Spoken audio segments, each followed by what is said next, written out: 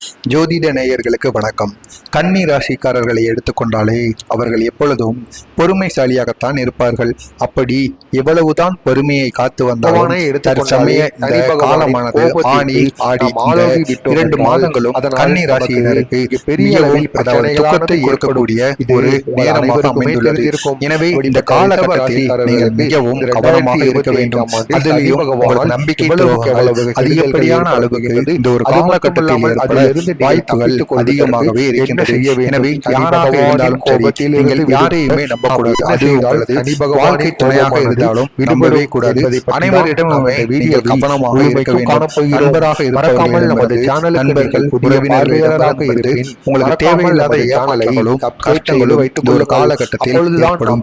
உங்களுக்கு மிகவும் நெருக்கமானவராக இருந்தாலும் தொடர்ந்து உங்களுக்கு உங்களுடைய தாயாகவோ மனைவியாகவோ அல்லது நண்பராகவோ உறவினர்கள் யாராக இருந்தாலும் அவர்கள் ஒரு காலகட்டத்தில் பொறுமைசாலியாக இருப்பார்கள். சண்டை போட்டு ஒரு காரியத்தில் வாய்ப்புகள் அதிகமாகவே இருக்கிறது. ஆனாலும் நீங்கள் பிரிந்துவிட மாட்டீர்கள். இந்த ஒரு காலகட்டம் ஒரு சனியானது தற்பொழுது உங்களுக்கு பிடித்திருக்கிறது. 7.5 சனி என்று கூறப்படக்கூடிய அந்த 7.5 சனி உங்களுக்கு இந்த ஒரு காலகட்டத்தில் ஏற்பட இருக்கிறது. இந்த 7.5 சனி பிடித்தவுடன் ஆடி மாதம் முடிந்ததும் மீண்டும் நீங்கள் ஒன்று சேர வாய்ப்புகள் அதிகமாகவே இருக்கிறது. எனவே நீங்கள் எந்த ஒரு இடத்திலும் பேசினீர்கள் என்றால் உங்களுடைய வாயை திறந்தாலே மிகவும் கவனமாக எந்த ஒரு காரியத்திலும் ஒரு முறைக்கு இருமுறை யோசித்து இந்த ஒரு காரியத்தையும் நீங்கள் செய்ய வேண்டும். எந்த ஒரு செயலையுமே நீங்கள் தொடங்க வேண்டும். உங்களுடைய வாயையும் நீங்கள் ஒரு முறைக்கு 2 முறை யோசித்துதான் எதை வேண்டுமானாலும் பேச வேண்டும். இல்லை என்றால் இதனால் உங்களுக்கு தேவையில்லாத பிரச்சனைகள் ஏற்படும். இந்த பிரச்சனையானது உங்களுடன் முடிந்து விடாது. உங்களுடைய குழந்தைகளாகவும் உங்களுடைய குடும்பத்தில் இருப்பவர்களுக்கும் இந்த ஒரு பிரச்சனையானது தொடங்கி வந்து கொண்டே இருக்கும். அவ்வளவு சரியில்லாத நேரமானது தற்பொழுது கன்னி ராசியினருக்கு நடந்து கொண்டிருக்கிறது.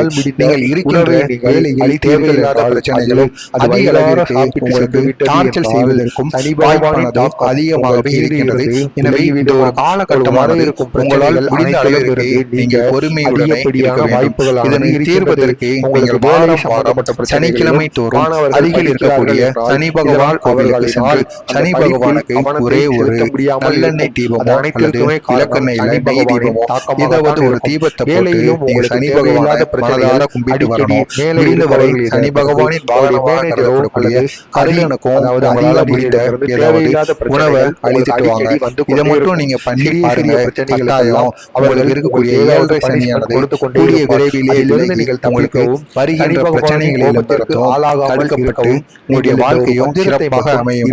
எனவே தவறாமல் கன்னி ராசிக்காரர்களாக நீங்கள் இருக்கிறீர்கள். இந்த ஒரே ஒரு செயலை மட்டும் நீங்க செஞ்சிட்டு வாங்க.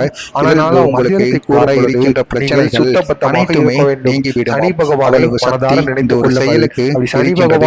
எனவே கன்னி ராசி நேயர்கள், உங்களுக்கு தெரிந்த கன்னி ராசி நேயர்கள் இருந்தாலும் அவர்களுக்கும் ஒரு வீடியோவை ஷேர் செய்து அவர்களையும் இதனை செய்து வர சொல்லுங்கள்.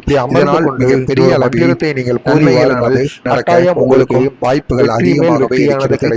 மறக்காமல் நமது ஜோதிட சேனலுக்கு நீங்கள் புதிய பார்வையாளராக இருந்தால் மறக்காமல் நமது ஜோதிட சேனலை சப்ஸ்கிரைப் செய்து வைத்துக் கொள்ளுங்கள்.